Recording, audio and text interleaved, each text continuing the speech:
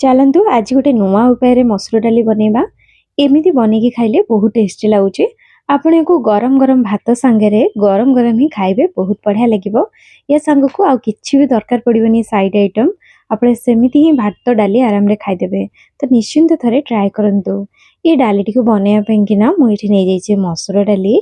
मसूर डाली एठी मु गोटे गिना नेछि, ताकू भल भाव में धोई नबा 3 ରୁ 4 थर, जमती कि तार व्हाइट कलर पानीटा पूरा बाहर की क्लीन हो जिवो। तापर गोटे कढ़ई नबा, कढ़ई को आम गैस ऊपर बसैबानी। से कढ़ई रे एबे देदबा डाली को, तापर फाळे पियाज को एमती लंबा लंबा काटिकी देदबा। आलू एठी गोटे मीडियम साइज रो नेछि, चोपा छड़ेकी ताकू मध्य काटी नेछि, एमती लंबा करिकी देदबा। तापर गोटे टमाटो एठी मीडियम साइज रो नेछि देदबी। आउ दुईटा कंचा लंका नेछि, राग अनुଯାयी कम बेसी करि परिबे। स्वाद अनुଯାयी लुण देदबा, हलदी गुंड देदबा, गोटे चामच ये काश्मीरी लंका गुंड देदबा कलर पाइंका। तापर ये 2 बड़ चामच देदबा सोरिष तेल। आ सबू को हाथ को परिष्कार करके धोईकिना ताको भल कि गोले नबा, एमती जेमती कि टमाटो पूरा सॉफ्ट हो जिवो, पियाज टमाटो सब सॉफ्ट हो जिवो। एई भली भल कि चकटिकी ताको एमती भल कि गोले नबा। जते भल भाबे गोलेबे टेस्ट मध्ये बहुत बढ़िया आसीबो। एई भली गोले नेला परे भल कि एबे एटा हे जाइछि। एको एबे आमे गैस ऊपर बसैबा। आ लो टू मीडियम फ्लेम रे रखिकी एको टिके आमे भाजी नबा। 5 मिनिट पर्यंत भाजी नबा। सब जिंस जो पड़ी छि आलू टमाटो टिके सॉफ्ट हे जिवो। आ डालीटा जितेबेले देखिबे तळे एमती लागि आसुतबो, एबे इथरे पानी दे दबा।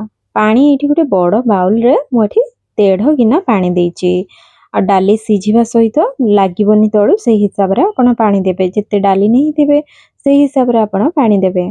तापरे ताकू टिके भल के गोळै नबा। आ एमती हाफ कवर करके आमे डाली सिझिया पई बसै नबा। पूरा कवर करिवेनी, डाली तो उतरी जिवो।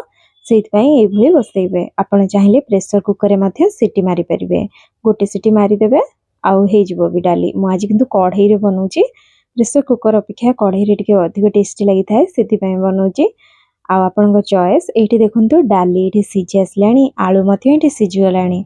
डाली को मु एठी अधिक सिझेइनी, जेमति पूरा पेस्ट भलिया हे जिवो। कारण मते एमति पसंद नुहे, टिके गोटा गोटा रहिले भल लागे, खास करके मसूर डाली। आपनको जदि अधिक पसंद सिझेबा ताले आपण सिझेइ परिबे। एठी डाली पूरा भल के सिझी जाइछि। एबे गैस रो फ्लेम को पूरा लो कर दबा। आउ साइड रे बसै नबा लो फ्लेम रे फुटिया पाए। आ ता भितरे चलंतु गोटे छुंको प्रस्तुत कर नबा, जेटा कि दबा इतरे बहुत टेस्ट लागिबो। सेति पई गोटे पैन बसै नै जे। पैन गरम होला परे इथरे दे दबा 2 चामच सोरिष तेल, 2टी सुखिला लंका, गोटे चामच जीरा, आ गोटे बड़ चामच एठी अदा और रसुण छेचा दे दोची। गोटे चामच दे दोची कंचा लंका छोट छोट करी काटिकी। और सबू को लो टू मीडियम फ्लेम रे टिके भाजी नबा, बेसी कड़ा करके भाजीबेनी। आउ एबे इथरे दे दबा पियाज, फाळे पियाज मु आगुरु डाली रे पकेइतिली, आउ फाळे पियाज एबे दे दोची। ए सबू को गोल्डन ब्राउन कलर करके भाजी नेबे। टिके भल कि धीरे आपण भाजीबे, देखिबे बहुत बढ़िया कलर आसीबो।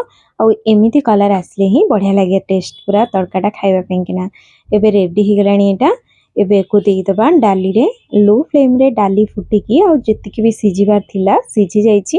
एई टाइम रे आपण लूण चेक कर नेबे ठीक अछि कि नाही। मते टिके अलणा लागिला तो माउ टिके लूण देई दोछि। आ सब को मिक्स करके गोटे मिनिट फुटिया पई देबी। तापरे इथरे दे देबी कटा धनिया पत्र। वर्तमान रेडी हे गला डाली। एको आपण गरम गरम सर्व करके खांतु, बहुत बढ़िया लागिबो। आशा करूछि वीडियोटी आपनको भल लागिथिबो। भल लागिले लाइक शेयर कमेंट और सब्सक्राइब करिया चैनल को बिल्कुल भी भूलिबेनी।